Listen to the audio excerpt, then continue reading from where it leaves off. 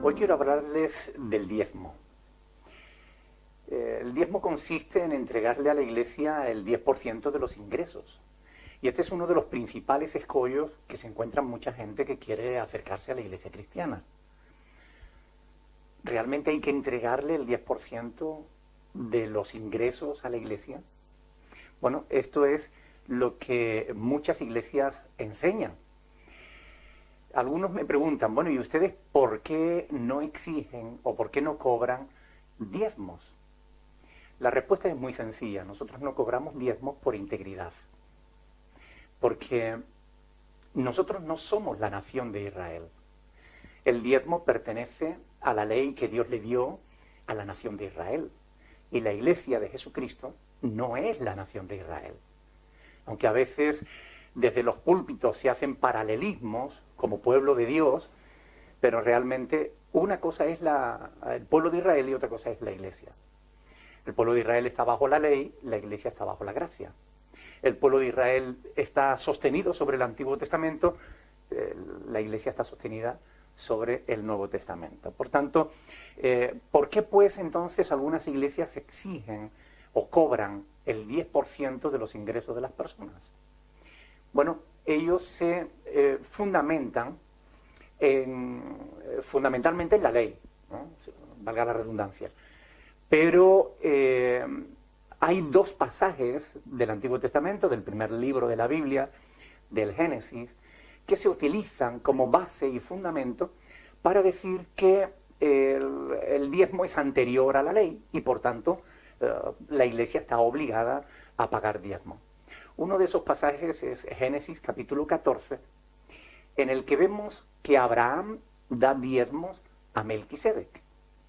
Claro que nosotros tenemos un dicho que reza así: un texto sin su contexto es un pretexto. Por consiguiente, nosotros para poder interpretar correctamente cualquier pasaje de las Escrituras tenemos que tener en cuenta ese contexto, el contexto que le rodea. Cuando uno estudia Génesis capítulo 14, uno se da cuenta de que Abraham no está dando diezmo de sus bienes. Abraham no da diezmo de su dinero.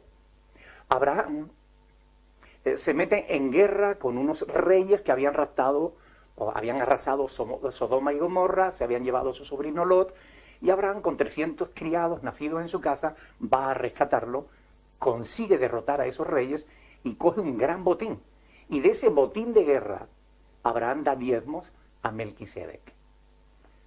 La pregunta es, ¿tenemos ahora los cristianos que meternos en guerra con los vecinos para del botín que conquistemos dar el 10% a la iglesia?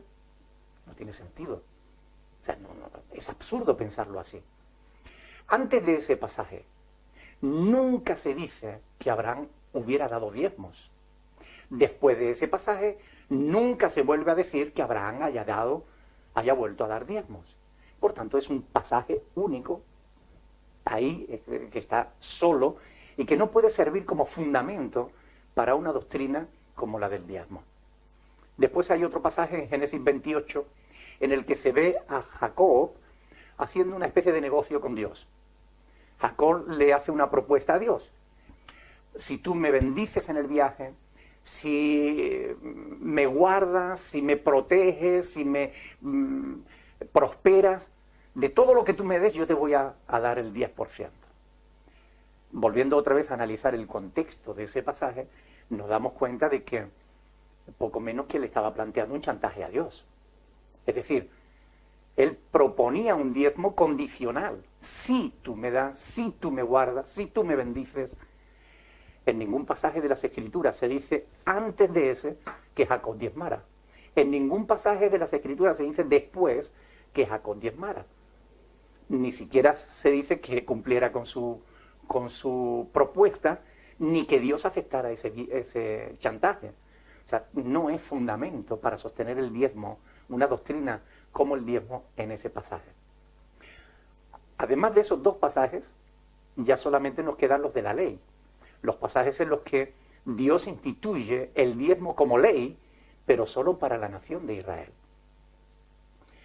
Santiago capítulo 2, verso 10, enseña que la ley es un bloque.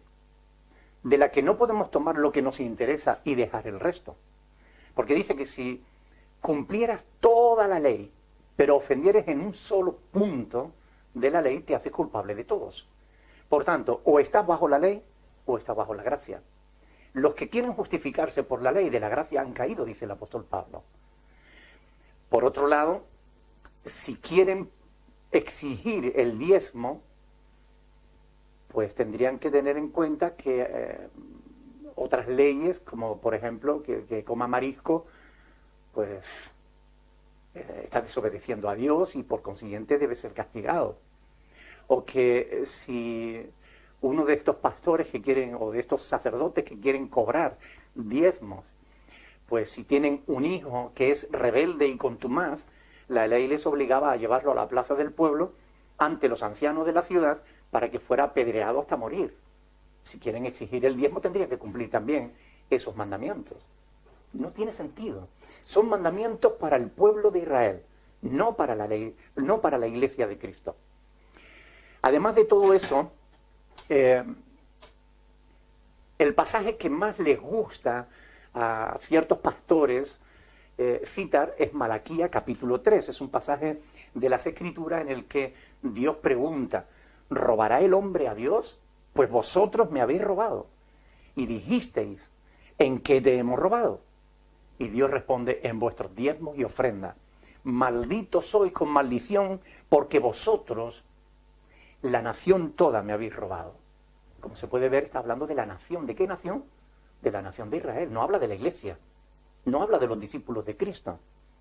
Traed todos los diezmos al alfolí y haya alimento en mi casa.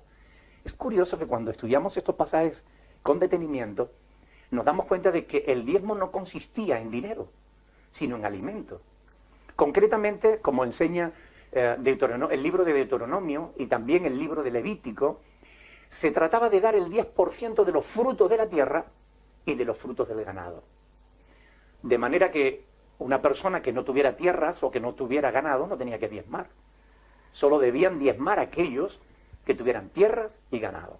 Por ejemplo, antes de ir a Jerusalén a celebrar la fiesta, pues una vez al año los judíos contaban su ganado.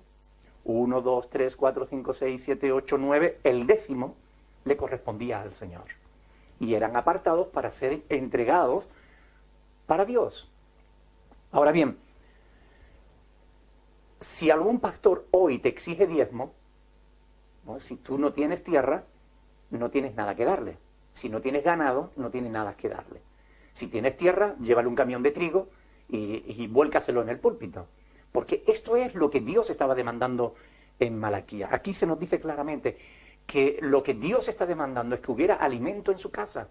Porque del diezmo que entregaba al pueblo, vivían los huérfanos, las viudas y los levitas, es decir, los sacerdotes y escribas y levitas. Por consiguiente, Dios lo que se está cuidando es de que hubiera alimento en su casa, no dinero. Es más, Levítico 27 del 13 y también el versículo 30 dicen que si alguno de los judíos quería redimir uno de los animales que le pertenecían al Señor, uno de esos décimos, él tenía que dar el valor del animal más un 20%, más una quinta parte. Por consiguiente, no era dinero lo que Dios estaba demandando. Lo que estaba demandando era alimentos para los levitas y para los huérfanos y las viudas. Aparte de eso, vemos en la Biblia, con respecto a la ley, que había dos tipos de diezmo bien diferenciados. Uno se recogía una sola vez al año, y ese diezmo no era para guardarlo en el alfolí, que son almacenes donde se guardaba el grano y demás. No era solo para guardarlo en el alfolí, para los sacerdotes, las viudas y los huérfanos, sino que era para que todo el pueblo, en una gran fiesta, pudiera celebrar al Señor. Por tanto, el diezmo de cada año se comía en una fiesta todo el pueblo juntos. Cada 3 años, el diezmo del tercer año era el diezmo que servía para los huérfanos, las viudas y los sacerdotes. O sea que no todos los diezmos eran para los sacerdotes.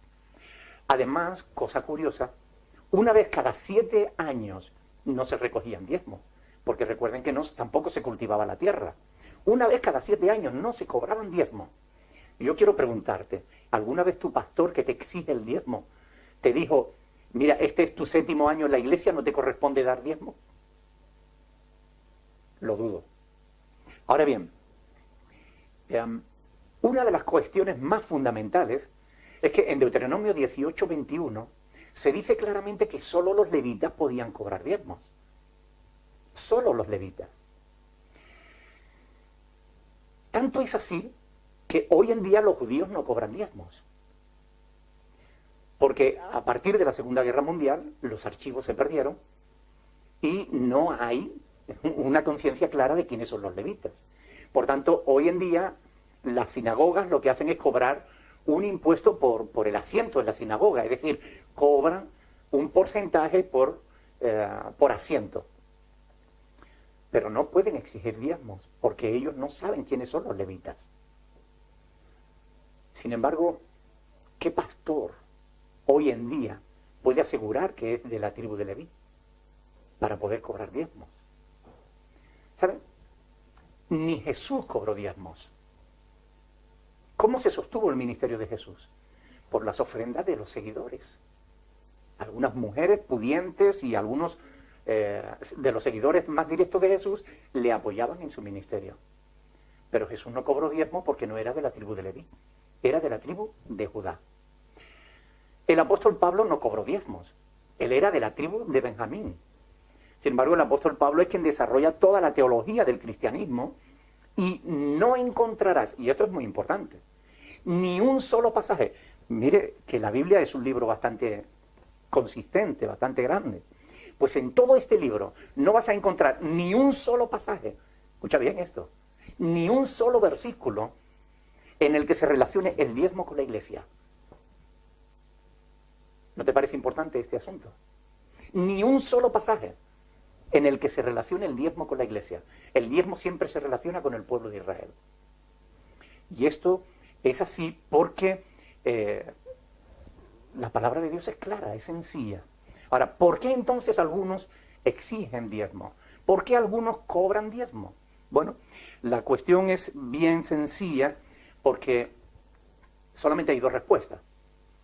O son ignorantes de las Sagradas Escrituras, que desconocen en profundidad estos temas, se limitan a tomar una herencia religiosa y a transmitirla sin ocuparse de ver si realmente es o no es correcto lo que enseñan, o simplemente porque son falsos pastores que engañan y manipulan a la gente para sacarle su dinero. No hay otra respuesta. O son ignorantes que no conocen estas cosas, o aún conociendo estas cosas, lo hacen porque realmente son falsos pastores. Son gentes que tienen poca fe. A mí en cierta ocasión me preguntó un pastor, pero es que si no cobramos diezmo, ¿cómo vamos a sostener la iglesia? La respuesta es bien sencilla. ¿Cómo se sostuvo la iglesia del primer siglo? La iglesia del primer siglo se sostuvo, como el apóstol Pablo enseña en 1 Corintios capítulo 16. Cada primer día de la semana, cuando la iglesia se reúne para adorar a Dios, pues cada creyente pone aparte algo, según Dios le ha prosperado. No se dice el 10%, ni el 15%, ni el 5%, ni el 1%, ni el 2%. Según haya prosperado, pone aparte algo para la ofrenda de los santos. Y los santos no eran solamente los pastores, eran todos aquellos que tenían necesidad. Y concretamente en ese pasaje se hace referencia a los santos de Jerusalén que estaban pasando hambre. Así pues, este es un asunto muy importante. Hoy en día hay una gran manipulación con este asunto. Por eso he querido hacer este vídeo, para aclarar estas cuestiones. Hoy en día en muchas iglesias se habla de sembrar en el reino, de pactar con Dios. Entrégale dinero a Dios y Dios te va a dar más. Dale 100 euros a Dios y Dios te va a dar 1000. Bueno, cuando alguien te diga algo así, dile, dame tú los 1000 o 100 y espera los 1000 de Dios. Pero no te dejes manipular de esa manera. Pacta con Dios, pacta por un milagro. Mire, los milagros de Dios no se venden, ni se compran ni se venden.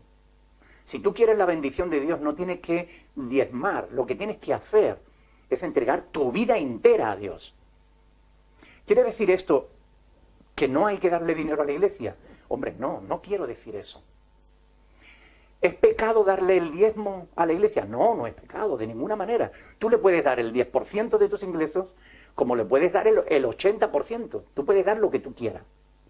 Lo que es incorrecto no es dar el diezmo. Lo que es incorrecto es exigirlo. Lo que es incorrecto es manipular a la gente sacando textos de su contexto como pretexto para sacar dinero al pueblo de Dios. Quienes roban a Dios no son quienes no dan diezmo. Quienes roban a Dios son quienes los exigen. Y esto es muy importante. Abran sus ojos. Lean las Sagradas Escrituras, porque es la palabra de Dios la que les da la luz y el entendimiento necesario para no dejarse manipular por falsos apóstoles, profetas, evangelistas, pastores, maestros, que enseñan cosas que no están en las Sagradas Escrituras o que las tuercen para su propio beneficio.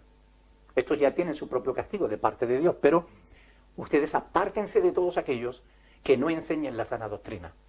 Busquen iglesias donde de verdad se predique la palabra de Dios. Este es el deseo de nuestro corazón. Ojalá que esto les haya ayudado. Dios les bendiga.